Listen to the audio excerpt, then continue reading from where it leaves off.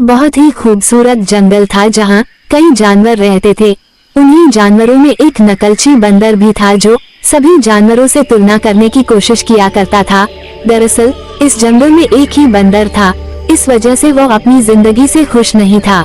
रोजाना पेड़ों में उछल कूद से उसके दिन की शुरुआत होती, लेकिन जैसे ही वो किसी जानवर को देखता तो उसके जैसे बनने की कोशिश में लग जाता। उसे हमेशा अपने अंदर कमी नजर आती रहती। एक दिन बंदर तालाब के किनारे बैठा था। उसी समय उसे एक कछुआ तालाब के अंदर जाता हुआ दिखाई दिया। बंदर को लगा कि जैसे कछुआ धीरे धीरे चलकर पानी में तैर गया, उसी तरह वह भी कर सकता है। और फिर अगले ही पल वह धीरे धीरे फिसलते हुए तालाब के अंदर जा गिरा। तालाब में गिरने से उसे तैरने में परेशानी होने लगी।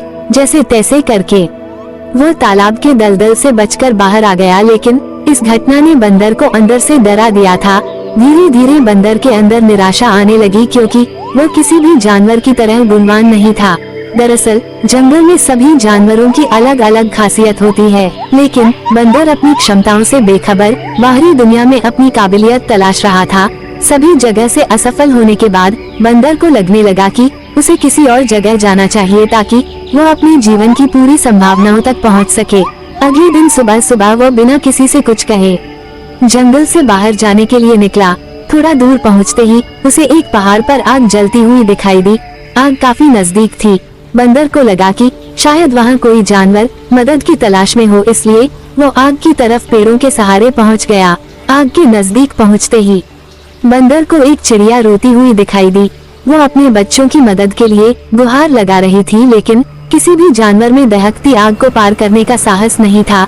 तभी बंदर पेड़ों के सहारे लटकते हुए चिड़िया के पास पहुंचा और उससे कहने लगा, मैंने तो सुना था चिड़िया हवा में उड़ सकती है, तो फिर तुम्हारे बच्चे क्यों नहीं उड़ पा रहे? चिड़िया ने बंदर से कहा, मेरे बच्चे अभी छोटे हैं, वो उड़ नहीं सकते और मैं भी उन्हें दूसरी जगह ले जाने में सक्षम नहीं हूँ।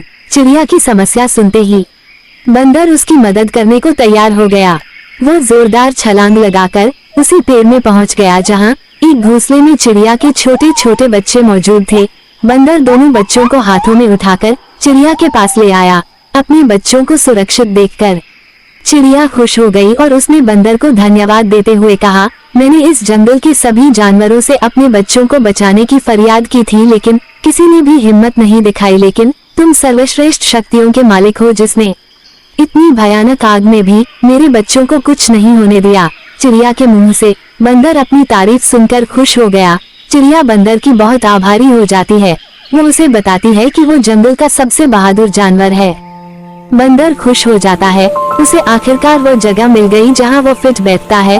वो जंगल में वापस जाता है और अन्य जानवरों को अपनी कहानी सुनाता है। वे सभी उसकी बहादुरी से प्रभावित होते हैं। बंदर ने सीखा कि उसे खुद को दूसरों से तुलना करने की जरूरत नहीं है। वो अपने तरीके से अद्वितीय और विशेष है।